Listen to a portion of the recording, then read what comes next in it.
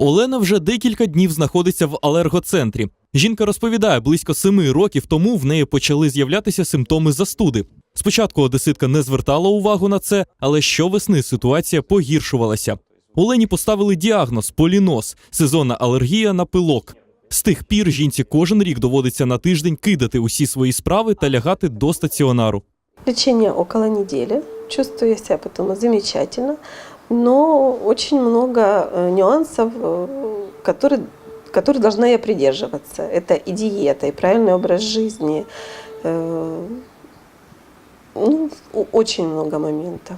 За словами лікарів, сезон алергії припадає на квітень та травень. Саме у цей період починається цвітіння злакових рослин. Ускладнює ситуацію тополиний пух. Сам по собі він не є алергеном, але збирає та розносить на величезній відстані багато пилку та пилу. Спеціалісти кажуть, якщо ви почуваєтеся погано, то варто перевіритися в алергоцентрі. Наразі існують методики лікування, які можуть надовго захистити від хвороби. Виновный аллерген вводится, есть пути введения разные, это уже с больным, врач с больным уже решает, какой путь введения ему приемлем. То есть можно в уколах принимать аллергены, можно рассасывать их во рту, можно в виде капель, можно в виде назального спрея. То есть сегодня доступно лечение разными путями введения, но смысл один – иммуновакцинация, то есть уменьшить чувствительность организма на аллерген. Справжнє лихо для алергіків – амброзія. Вона цвіте з липня до вересня та є дуже сильним алергеном. І це вже друга хвиля захворювання. Ботаніки кажуть, ситуацію ускладнює те, що ця рослина непримхлива, та її можна зустріти усюди. Амброзия – это растение, которое растет в основном на нарушенных местах обитания.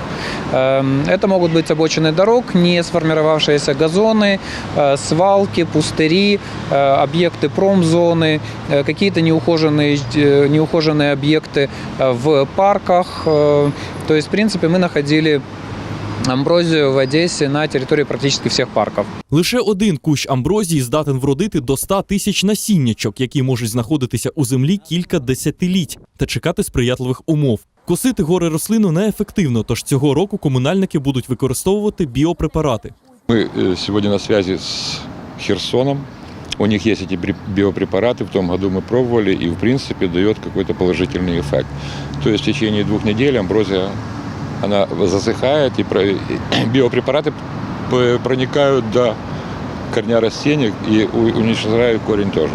З амброзією також борються і волонтери. Люди постійно проводять різноманітні суботники та акції, щоб запобігти розповсюдженню рослин-алергенів. Для цього навіть створили електронну платформу, яку використовують і в Міськзелентресті. Для боротьби з амброзією волонтери створили спеціальну електронну мапу. Кожен бажаючий може зареєструватися та поставити відмітку, де в Одесі є підступна рослина. Міськзелентрест, у свою чергу, обіцяє оперативно реагувати та знищувати амброзію. Водночас лікарі радять алергікам гуляти здебільшого ввечері, частіше робити вологе прибирання та провітрювати приміщення перед сном. А ще носити сонцезахисні окуляри та користуватися розчинами для промивання очей та носу. Володимир Омельченко, Гліб Овчинніков та Олександр Пережилін. Підсумки тижня. Перший міський.